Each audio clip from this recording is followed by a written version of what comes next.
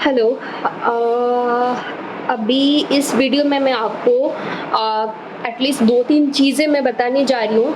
जिसकी वज़ह से हम लोग का अकाउंट फ्रीज़ होता है और P2P ट्रांज़ैक्शन जब हम लोग करते हैं क्रिप्टो करेंसी में, तो स्पेशली क्या चीज़ का आपको बहुत ज़्यादा ख़्याल रखना है सो दैट कि आप स्कैम होने से बच जाओगे। या तो फिर आपके साथ में जो आप अगर स्कैम भी हो रहा होगा तो 50% चांसेस है कि आप स्कैमिंग तो नहीं होगा आपके साथ में, एटलीस्ट आप फँसोगे नहीं उस चीज़ में, स्कैम होने से बच जाओगे। तो नंबर 1 चीज़ है, आप जो यूज़र आपके साथ में खरीदने के लिए आता है, जो बायर, उसका प्रोफाइल चेक करिए। अगर उसका प्रोफाइल में देखिए कि वेरिफिकेशन कितने लेवल का है, वो क्या एसएमएस वेरिफाइड है, वो क्या ईमेल वेरिफाइड है। तो हम लोग क्या करते हैं ना, गलती करते हैं कि हम लोग को जैसे तैसे बेच के थोड़ा प्रॉफिट दिख रहा, अगर 10 पैसा 20 पैसा प्रॉफिट ज़्यादा दिखा तो हम लोग क्या करते हैं कि फटाफट से जैसे होता है जो हो रहा है, बस थोड़े से 20 पैसे के लिए हम लोग फंस जाते हैं, पता है। तो हम लोग को क्या करना है कि देखना है, ठीक है, बायर्स का प्रोफाइल ठीक से देखना है कि उसका वेरिफिकेशन का लेवल कैसा है। कोई भी आता है प्लेटफॉर्म में, अकाउंट क्रिएट करता है, अकाउंट क्रिएट करने के बाद में क्या करेगा वो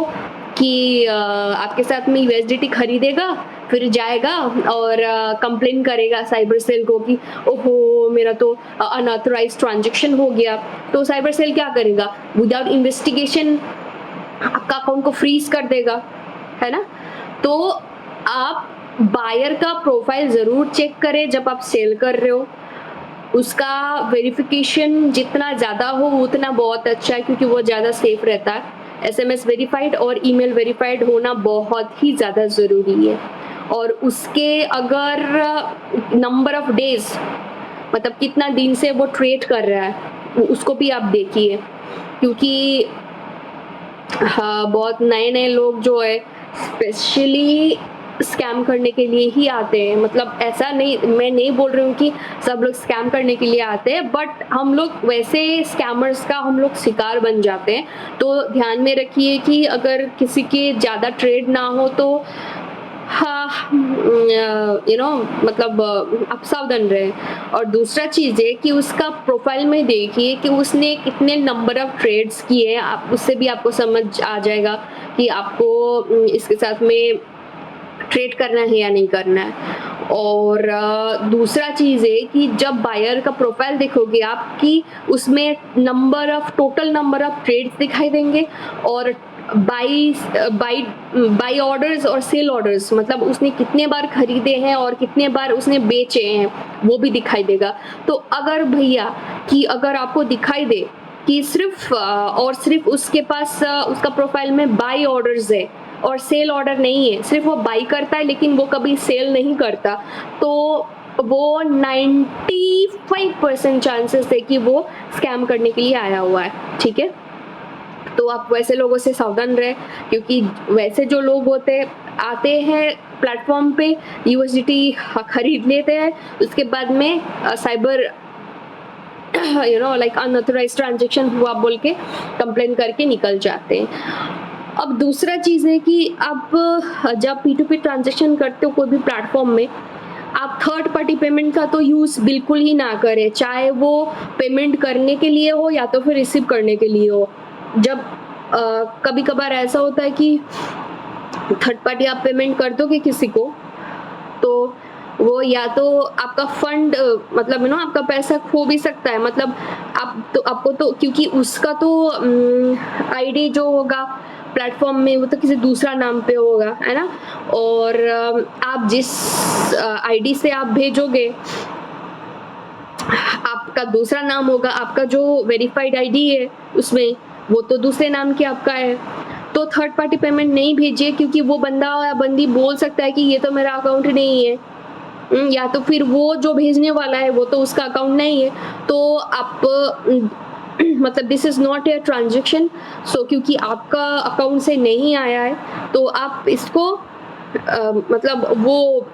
पेमेंट के ना के बराबर ही है। ये तो अच्छा ही है लोगों की कि थर्ड पार्टी जब आते हैं तो वो लोग रिफंड कर देते हैं, है ना। तो आप थर्ड पार्टी पेमेंट ना करें।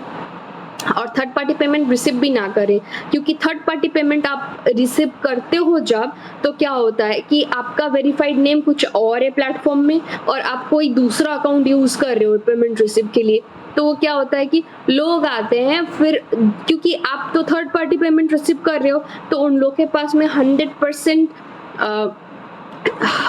ऑप्शन रहता है कि वो अनऑथोराइज ट्रांजेक्शन मेंशन करे, बिकॉज उसने तो ऑलरेडी थर्ड पार्टी पेमेंट कर दिया है। तो मेरा दूसरा गलत इंसान के पास में या फिर गलत अकाउंट में मेरा पैसा चला गया, या तो अनऑथोराइज ट्रांजेक्शन हुआ, ऐसा बोलने का उसका 100% चांसेस रहता है। सो आप थर्ड पार्टी पेमेंट को बिल्कुल ना करें, रिसीविंग के लिए भी और बाइंग के लिए भी। और रही बात की टाइप ऑफ अकाउंट फ्रीज किस लिए होता है, एक तो होता है डायरेक्ट फ्रीज होता है, और दूसरा होता है कि चेन फ्रीज। मान लो कि चेन फ्रीज में क्या होगा, चेन फ्रीज में ये होगा कि जैसे मेरे पास में एक ट्रांजेक्शन आया, और मान लो कि मेरा अकाउंट में जो फंड आया हुआ है या तो वो इलीगल है, या तो फिर किसी का किडनैपिंग का है, या फिर किसी का बेटिंग का है, या तो फिर बहुत सारी चीज़ें इलीगल चीज़ें होती है ना। तो अगर मेरे पास में आया है, अगर मान लो कि मुझे नहीं पता, तब तक मेरा अकाउंट फ्रीज नहीं हुआ होगा, तो मैं दूसरे बंदे को जब भेजूंगी, तो जब इन्वेस्टिगेशन चालू हो जाएगा, कोई कंप्लेन करेगा, तो मेरा अकाउंट बंद होगा, सामने वाले का अकाउंट बंद होगा, और सामने वाला जिसको भेजेगा वो उसका भी अकाउंट बंद होगा। ऐसे ही करके चेन चेन चेन जितने लोगों के पास में जाएगा उतने लोगों का अकाउंट फ्रीज होगा। उसको हम लोग बोलते हैं चेन ट्रांजेक्शन। और दूसरा ट्रांजेक्शन होता है जो मैंने जितने भी टिप्स दिए मैंने आपको कि ऐसा चीज़ें ना करें P2P ट्रांजेक्शन में, तो उसमें डायरेक्ट फ्रीज होने का चांसेस रहता है, क्योंकि आपका वेरीफाइड आईडी भी सेम रहता है, आपका पेमेंट आईडी भी सेम रहता है, लेकिन फिर भी उस केस में आपका अकाउंट फ्रीज होता है, क्योंकि आप बायर का डिटेल्स नहीं देख के आप उसको दे दोगे, है ना। तो वो जाके अनऑथोराइज ट्रांजेक्शन या तो फिर फ्रॉड ट्रांजेक्शन या तो फिर मेरे साथ में स्कैम हुआ, जो भी है कंप्लेंट डाल देगा, आपका अकाउंट फ्रीज हो जाएगा, तो वो डायरेक्ट फ्रीज हो जाएगा। तो मान लो कि अगर आपका अकाउंट में वैसा पेमेंट आ गया और आपने दूसरे को भेजा, तो फिर वो क्या हो जाएगा, वो चेन ट्रांजेक्शन होगा। हो सकता है कि आपका जो अकाउंट है वो डायरेक्ट फ्रीज हुआ होगा, बट आपके थ्रू जितने भी लोगों के पास में जो फंड जाएगा, उसके दौरान जितने भी अकाउंट फ्रीज होंगे, वो सबके सब अकाउंट चेन ट्रांजेक्शन्स की वजह से आपका अकाउंट फ्रीज होगा। ओके, तो अभी के लिए ये वाला वीडियो अभी इतना तक ही मैं बात करूंगी, क्योंकि दूसरा वीडियो में मैं आपको बताऊंगी कि अगर आपका अकाउंट फ्रीज होता है तो हमको क्या करना चाहिए, बैंक को कैसे अप्रोच करना चाहिए, या तो फिर साइबर सेल को कैसे अप्रोच करना चाहिए। ओके, सो आप मेरा चैनल को सब्सक्राइब करें, सो दैट कि अगर कोई भी नया आइडिया हो, अपडेट हो, नोटिफिकेशन हो, अगर कोई भी चीज़ हमको अपडेट करना पड़े तो आप तक पहुंचना चाहिए। अगर मेरा चैनल सब्सक्राइब करके रखोगे तो मैं तो ये चीज़ के पीछे मैं लगी हुई हूँ कि मैं चाहती हूँ कि जितने भी लोगों के अकाउंट फ्रीज हुए उन सब लोगों का आसानी से विदाउट एनी हैरेसमेंट, अभी तक तो इतना हैरेसमेंट है, आपको जहाँ तक पहुँचना है वो लोग ही रिस्पॉन्ड नहीं देते, तो इतना लेवल का हैरेसमेंट आप लोग को ना झेलना पड़े, या तो फिर हमको खुद को ना झेलना पड़े, मतलब किसी को भी झेलना ना पड़े। इसके लिए मैं तो लगी हुई हूँ कि रास्ता बनाने में कि भैया कैसे हमको वहाँ तक पहुँचना है, कैसे बातचीत करनी है, या तो फिर